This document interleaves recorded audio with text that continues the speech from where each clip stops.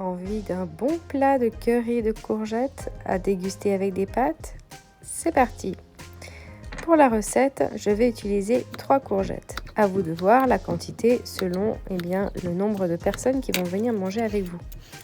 Ici, je fais 3 courgettes pour 2 à 3 personnes. Adultes, évidemment. Je les pèle après les avoir lavées. Si vous avez envie de garder la peau, à vous de voir, mais moi, je préfère quand elles n'ont pas la peau. Donc, je pèle mes courgettes. Je vais ensuite les couper. La forme, c'est encore une fois question de préférence. Personnellement, je les veux plutôt fines. Donc, pour aller un peu plus vite, je fais à la chaîne une coupe dans la longueur, puis encore dans chaque morceau, toujours dans le même sens.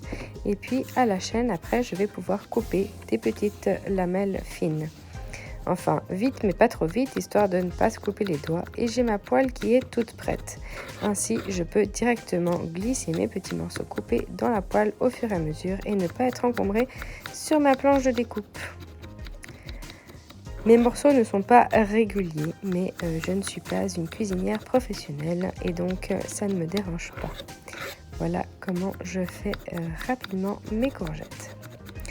La poêle n'est pas encore en train de chauffer. Je vais ajouter un petit peu d'huile d'olive avant de mettre la poêle à chauffer.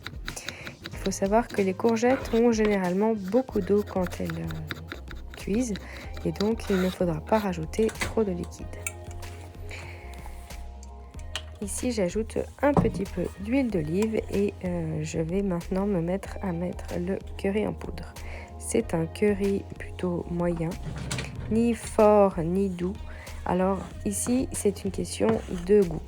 Est-ce que vous aimez que ça pique? Est-ce que vous aimez juste la coloration du curry? Est-ce que vous avez envie que ça soit très prononcé? La quantité va dépendre des goûts personnels, donc aussi du curry que vous avez sous la main. Moi, j'aime beaucoup le goût du curry, mais je n'aime pas quand ça pique trop. Donc ici, j'en rajoute jusqu'à ce que chaque bout de courgette soit bien coloré avec cette couleur caractérisant le curry. Curry, en fait, c'est un mélange d'épices. Donc si on ne veut pas acheter du curry tout fait, eh bien, on peut simplement faire un mélange soi-même. Il existe plein de recettes sur Internet pour ça. J'aurais pu ajouter des oignons aussi, mais j'avais envie de faire quelque chose de très simple. Donc ici, je n'ajoute pas d'oignons. Je vais ajouter de l'ail par contre. 2 petites gousses d'ail, toutes finement hachées, le plus possible du moins. Et voilà, ça donnera le bon goût au curry. Ici donc, je n'ajoute pas d'eau. Je m'assure que toutes mes courgettes soient bien imbibées de cette poudre de curry et que le feu puisse permettre de griller légèrement mes courgettes. J'ajoute quelques noix de cajou parce que j'aime beaucoup la texture et puis avec ici peu de liquide, elle devrait griller un petit peu. Ici, je vais ensuite vouloir que le curry se transforme en sauce, donc pouvoir avoir un petit peu autre chose que de la courgette et des noix de cajou. J'ajoute du lait de coco. Comme j'avais une brique commencée, eh bien ça ne fait pas beaucoup, mais pour commencer, ça suffit. Après, eh bien, j'aurais bien utilisé encore du lait de coco, il se trouve que je n'en avais plus. Donc je vais utiliser une brique de lait de soja qui, elle aussi, était commencée dans mon frigo. Donc ici, à vous de voir si vous voulez une recette végane ou pas. Et ici, le principe, c'est d'utiliser un petit peu ce qu'on a commencé dans son frigo. Comme on a l'habitude de commencer plein de choses et qu'on ne veut pas jeter, eh bien on se débrouille pour utiliser ce qui est commencé dans des recettes. Mais à choix, je mettrai uniquement du lait de coco parce que je trouve que le goût complète bien le curry.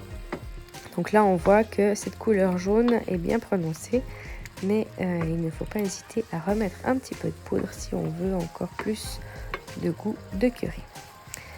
Pour que mes courgettes cuisent, je vais encore rajouter donc du lait végétal et puis je vais finir par couvrir ma poêle avec un couvercle pour terminer la cuisson. Et puis quand j'estimerai les courgettes assez fondantes, et ça se voit en mettant la pointe d'un couteau dans un bout de courgette, voir si ça s'enfonce facilement ou pas, et bien ça sera cuit pour moi. Donc pour finir la cuisson, je vais mettre un couvercle et je vais laisser à feu presque éteint, donc à feu très très doux, pour finir la cuisson un petit peu par vapeur à travers donc ma poêle fermée. Et voilà, et la recette est pratiquement prête. Il suffit de préparer un accompagnement. Pour moi, ce sera des pâtes toutes simples. Et alors, je vous souhaite un bon appétit si vous testez la recette, une bonne dégustation. Et moi, je peux vous dire que c'était absolument délicieux. Un petit peu de basilic, malheureusement congelé pour moi, mais comme tout est chaud, eh bien, ça se mélange rapidement et ça va être donc décongelé rapidement. Et voilà, abonnez-vous pour plus de recettes.